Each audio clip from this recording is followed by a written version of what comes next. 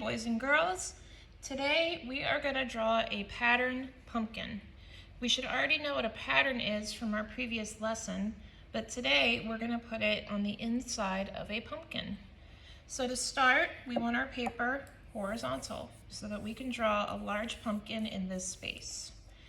I'm using a Sharpie because, again, it's easy for you to see on the screen, but if you want to use a pencil, it would probably be easier so that you can erase any mistakes we make, because they do happen.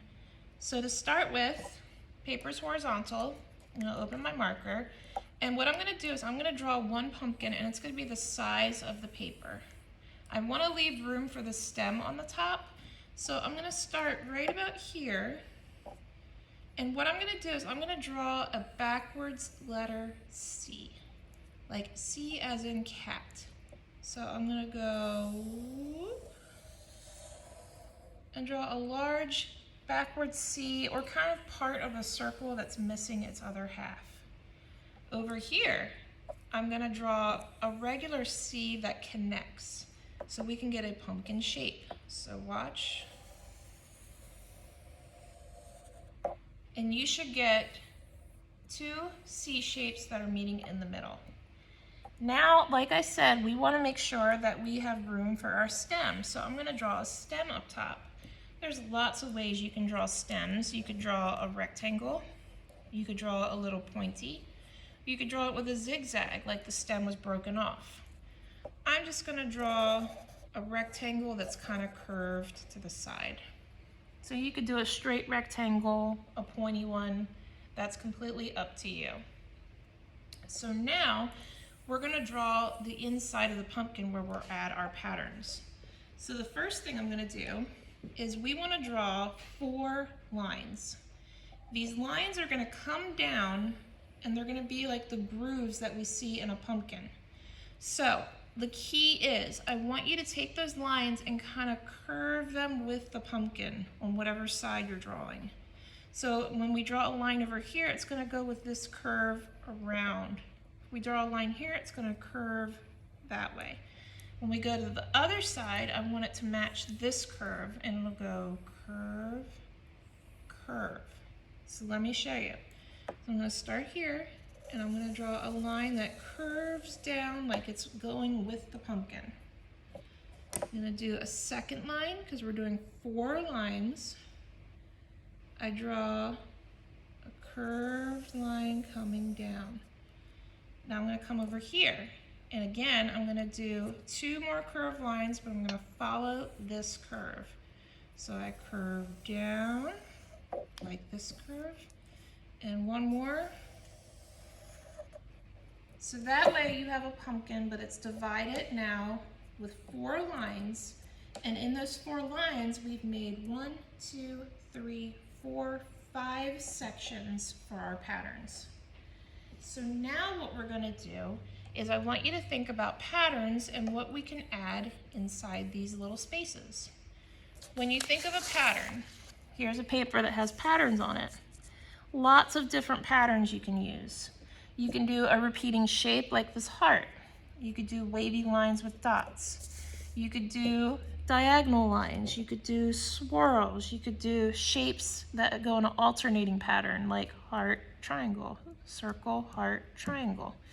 So you can also do lines and basic shapes. There's so many patterns we can choose from to put inside the pumpkin.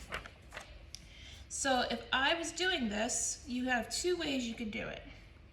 If I'm doing it, I could do a different pattern in each section. Or you could do a repeating pattern, like you could do dots here,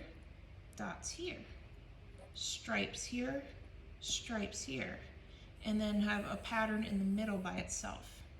So let me show you what I mean. So if I was going to do matching patterns, I could do dots here. I love polka dots. And I could do dots over here, so that they're almost a mirror image and they both have dots. So then these 2 would match. So let's say I want to do stripes. I could just do straight lines and make a striped pattern that matches one another. So then in the middle, I have one more pattern I could do. So for example, I could just do a simple pattern like repeating hearts. Let me connect that. And that's it. So I could do a really simple pattern that repeats across circle, circle, line, line, heart, heart. So if you were gonna do it the other way, let me get another paper. Instead of doing it that way I just showed you, you could just do a different pattern in each section.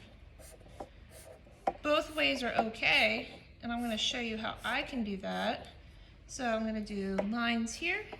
I'm gonna do a spiral here.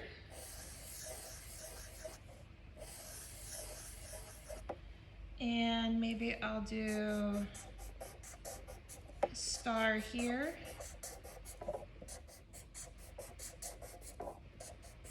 And I'm doing this quickly. You can do it much slower than I am because I'm going way too fast. Zigzags.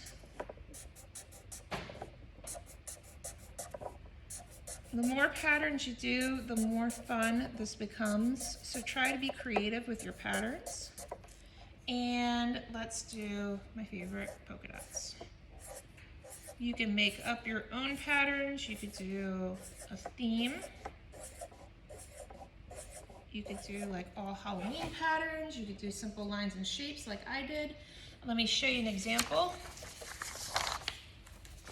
Here's an example where you can see all different patterns, even one in the stem. I did stars, circles, stripes, zigzags, and a repeating circle.